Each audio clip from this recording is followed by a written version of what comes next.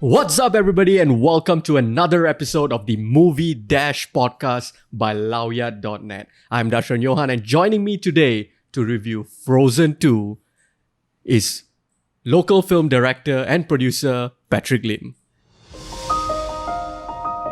Find who is calling to you. They may have answers. I'm going with you. Anna? No. Excuse me, I climbed the North Mountain, survived a frozen heart, and saved you from my ex-boyfriend, so, I'm coming. So, Frozen 2 takes place a little while after the first movie, when the kingdom of Arendelle faces grave danger. Our protagonists Elsa, Anna, Kristoff, Olaf, and Sven have to journey to find the origin of Elsa's powers, as it holds the key to saving the day. Along the way, they discover answers to dark mysteries of the past. So that's pretty much the summary of the film. Did you like it? Oh, Patrick? I loved it. You loved it? Yeah, in a way, I thought it was kind of like better than the first one. Okay, all right. Yeah. Why?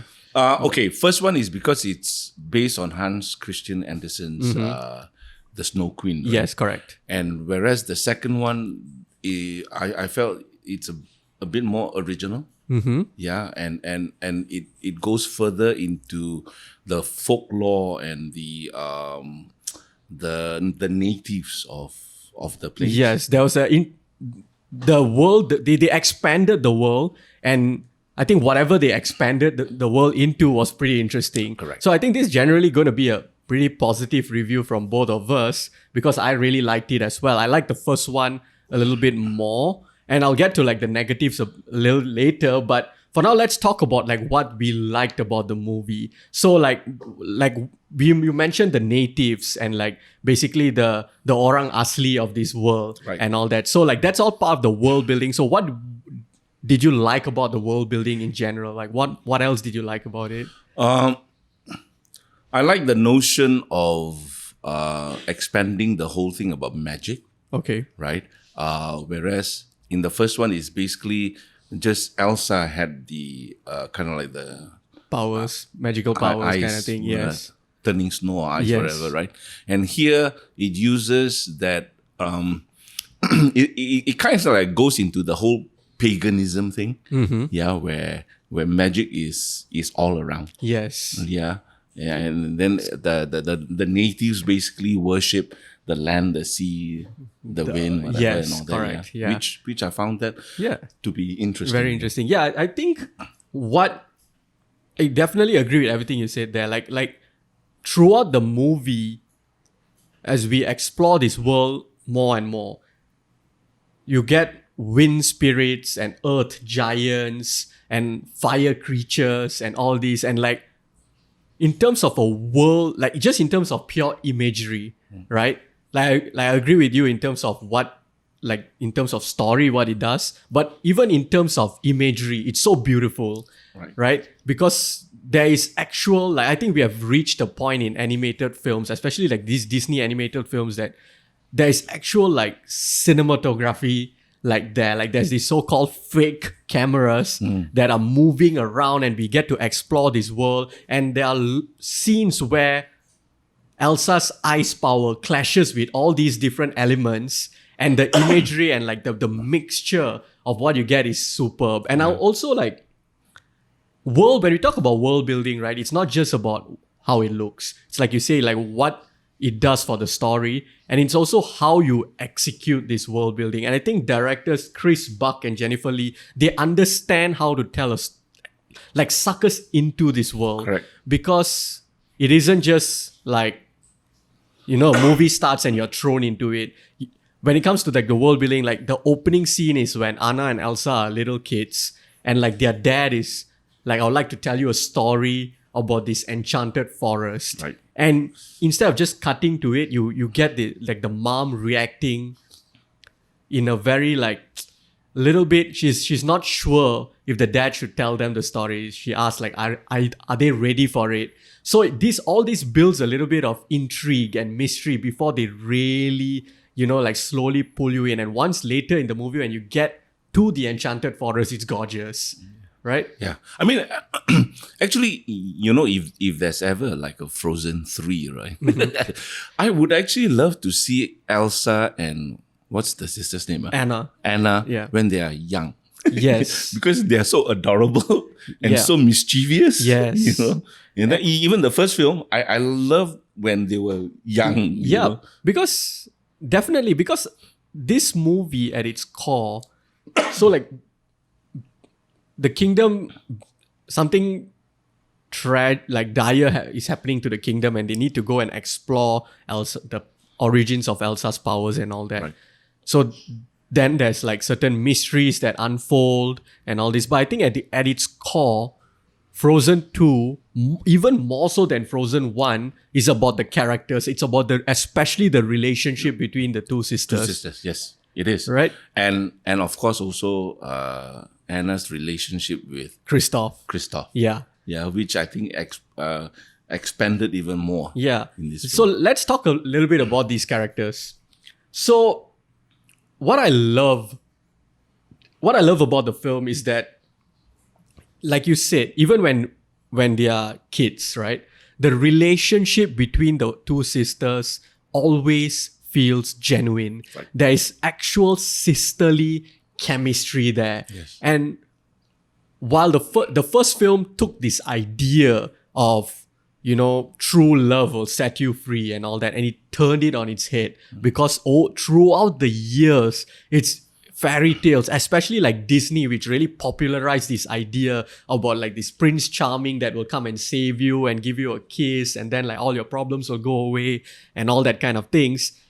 They changed the whole concept to sisters saving each other, sisters being each other's support system. Correct. And even here, you get that, and it's expanded even more, because you get all these little moments where, for example, early in the movie, you see Elsa is feeling something is bothering her.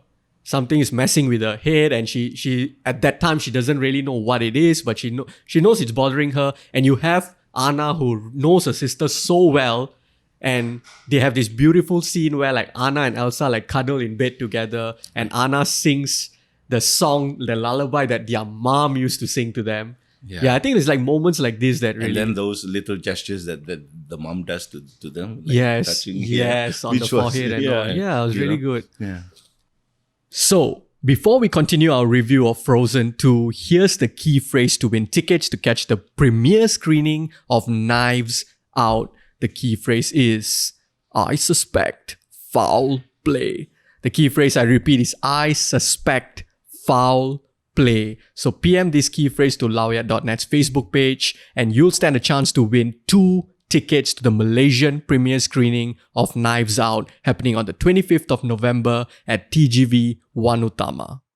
What else? Like you mentioned, for example, like Anna's relationship with Kristoff. What did you like about that? No, I like because it furthers the relationship, and then how Kristoff wants to propose to her. Yeah. I think that the whole 3 or 4 breaks, right, of him trying to tell her or trying to give her the ring. They are one of the most hilarious moments in the film. Yeah, I agree. And because, so basically, you have the very serious relationship exploration. Of course, you have moments of levity too between Anna and Elsa. So that's the core of the film. And then you have Anna and Kristoff's relationship, which forms the comedic through line of the movie. So throughout the movie, Kristoff is trying to propose to Anna, and then basically Anna keeps avoiding it through to different, because of different situations that play off as comedy and all. But while it's comedy, it also adds a layer to their story. Correct. Right? Correct. I think those moments are created to pull you to support their relationship even further.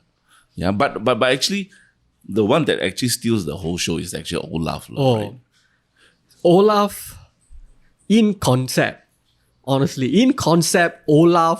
is everything or almost everything I hate about Disney movies in a bubble. Correct. That he is a cartoonish, caricature, cute character that is created, at least in concept, just for the sole purpose of being in slapsticky bits and making kids laugh and selling a bunch of merchandise. Kind of like Ewoks in Return of the Jedi, right? You know, or even like that chicken character in Moana, and all you have all these characters, like even in generally Disney movies or Pixar movies and all that, especially Disney movies, they have layers that are, you know, it's profound and all these kind of things, but they always have that one cute character that is just annoying, and usually I hate it. And Olaf in concept is that character. It's supposed to be this insufferable, annoying creature. Correct. But in reality, he is so endearing and he's just great. Like even here, he gets a beautiful arc, I would say. You know, like basically Olaf is growing up. You know, if you see like Frozen 1, if you want to take him like he's a baby, now he's more of maybe in human terms, maybe he's like a 10 or 11-year-old kid, and he's starting to read and he's discovering the world and the wonders of the world, and a lot of things confuse him. But he's also a lot of things confusing, but he also has this song, and throughout the movie he has this belief that everything would make sense when I'm older. True. Right? Yeah, I mean, what Disney has done in this film, or what the filmmakers has done, is that it balances the annoyance of Olaf to become this endearing type of character. Correct. Because he is annoying in the film, right? But the annoyance doesn't really bother us. Yes, there's a charm to it. Yeah. And because his character arc, to me, it feels like it plays on two different levels, right? So kids are going to look at Olaf saying, you know, like running away from all these things, and he's confused, and it's you know, these slapstick comedy bits, and he's saying like everything will make sense when I'm older and all that. And kids are going to look at that like, because when we were kids, I would say, at least when I was a kid, you know, when I went through a lot of things, like when I saw things that didn't make sense and all that, I'll be like, okay, all of this would make sense when I'm older. I would understand life better. So kids are going to look through it through Olaf's perspective. And adults, I think when we look at Olaf saying all that, it's interesting because even as adults, a lot of things still confuse us. So it's not that things are going to get simpler when you're older or what. And I think they use this Olaf character to, you know, to tell that very interesting, or provide a very interesting perspective. Correct. Kind of like a bridge, right? Yeah. Right. Bridge between the adults and the kids. And although he's saying one thing, two different age groups are going to look at it differently. True. Right. Oh, and another thing I wanted to bring out about Elsa is that it's not just her relationship with Anna, I would say. That's great. But at one point, basically, the filmmakers separate them, Anna and Elsa. They are to me, the film is at its best when they're together, but I like the idea when they get separated and they have to explore certain things, their own strength right, without each other. Right. And I think that's interesting also because like Elsa, while in this movie, in the first movie, she felt trapped. Mm-hmm. You know, you can use it as various, like people have brought up the case that maybe her magical powers is like a metaphor for being gay or all these kind of things, you know. And I think it's interesting to look at it that way. But the thing is, however you want to look at it, even on a surface level, she felt caged up, you know, because like she has these powers that she feels is not normal, and like she's wondering how society is going to react to it and all that. Here she feels more liberated. She feels, because like, I know at the start of the film itself, she's making like this like, you know, she's doing interesting things with her power. She's playing with little kids and like showing them the power. It's like society has accepted her. Right. But she still feels like something is missing inside of her. Like who is she? She's still trying to discover that. Yeah. I mean, that's quite an interesting analogy there. Did somebody actually went through the whole thing and basically say that kind of like that she's I've seen gay? Like even like since the first Frozen, I've seen a couple of people that bring up that, like I've thought of it, but I didn't like do too deep of analysis on it, but I've seen a couple of people that bring up this notion that magic could be like a metaphor for being like a part of the LGBT community. And I think if you use that, like in this movie, right, like how I look at it is the whole concept of these people with magical powers and these people without, and how there is literally a bridge that needs to be built between the two. I think it can be seen as two different school of thoughts. That's what I thought when I was watching the movie. You know, it's like, however you want to look at it, maybe you want to look at it as liberals and conservatives, or like new ways of thinking versus old ways of thinking, and how both this magic, which is actually at first seen as something abnormal, and like these so-called normal human beings, there is a bridge that needs to be, like, you know, mended between both. That one is quite interesting. So are we then saying that I'm just going to deviate it a bit, right? We look at the mutants, right? The mutants, those are racism, or those are looked at it as also kind of like LGBT? I think it can be looked at both angles, depending on how you want to. And I think like even here, perhaps you can look at it that way, you know? Okay, so what about dislikes? Did you have anything you didn't like about the movie? Because I've got a couple, but I think you loved it. Do you have anything that you didn't like? I loved it because it worked in organically into everything. Okay. That it didn't cause me to kind of like question the certain things that were quite easily resolved. Okay. Yeah, but because to me, I thought that it's not the core of everything. Yeah. Yeah, the core of everything is still the relationship, right? Yep. Yeah, those little things, I thought it kind of like worked into the story. Yeah, I think that's where we slightly differ a bit, because those little things, the more I think about it, the more it bothers me. But not to the degree that now the movie I see it as bad or anything. I still really, really enjoy the movie. But the little things, like, so to me, like, this movie again, like, has two layers to it, right? So it's the so-called theme of it, like what we were talking about earlier, and like the relationships between the sisters, and like however you want to look at it, the bridge between the magical community and the non-magical community, and all these sorts of things. Those things worked really well. But I think it's the surface level, or not, maybe surface level, like the first level, the main story, I felt like a lot of things are resolved a little too quickly. For example, like this, the moments leading up to the climax is great.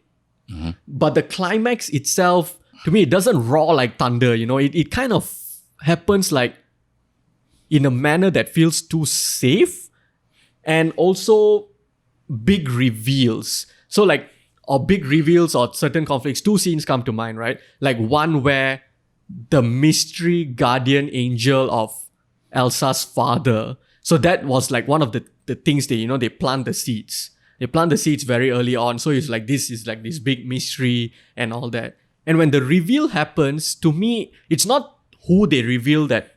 I'm not disappointed with the story idea. It's more like how they executed it that falls a bit flat. It's the way they executed, the way the other characters reacted, it just kind of felt, oh, okay. And then they just gloss over it and move on quickly to the next part. And also, there's a scene right at the end that involves a dam and a decision that a character needs to make. And then she comes up with someone who has opposing ideas as her, right? And you would think that they would break down or have like, to me, it feels like a deeper conversation or a deeper conflict needs to be had there before they just resolve it. But again, they resolve it really quickly and they just move on. Okay, I think there I understand why I didn't have much of a problem there. It's because they've been trapped in that place for so long. Okay. Yeah. Yes. And yes, he still has the loyalty to Arundel and all that. But he has been trapped in there for so long that it's easier for him to kind of like a bit more flexible. Okay. Yeah.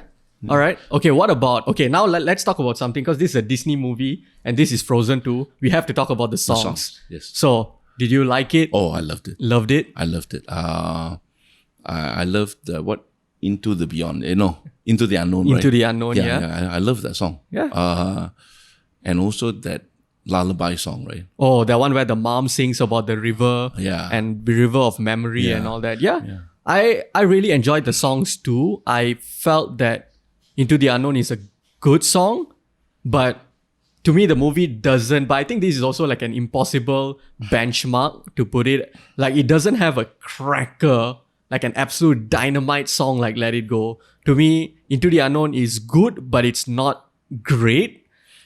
But other than that, like, I love the song about the river too. And also, like, there's a comedic song with Olaf that's great. The one with Sven and Kristoff that's great. Yeah. I think Kristoff gets one song too many. I think there's one later in the forest that, like, that to me it feels unnecessary. But overall, I was okay with the songs. Yeah. I mean, that the whole Kristoff song, that whole ABBA-esque. Yeah.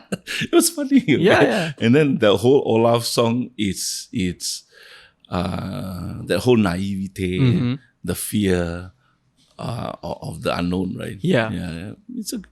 I just downloaded it on Apple Music, so I just listened to the songs again. I mean, it grows on you. Yeah, it grows on you. Yeah. Awesome. So those are basically our thoughts on Frozen 2. Let us know your thoughts in the comment section, either in YouTube, on Facebook page, or wherever it is that you like to leave your comment. Also, if you like our podcast, don't forget to subscribe to us on Spotify and YouTube. We're still working on getting it up on other platforms, but do subscribe to us on Spotify and YouTube. And if you'd like to have a chat with us directly, you can follow Patrick at your social media account. Facebook is Patrick Lim or Pat Lim. Facebook page is Where Story Matters by Pat Jen Phil. And you can follow me on Twitter and Instagram at @talksmovies. Until next time, bye-bye.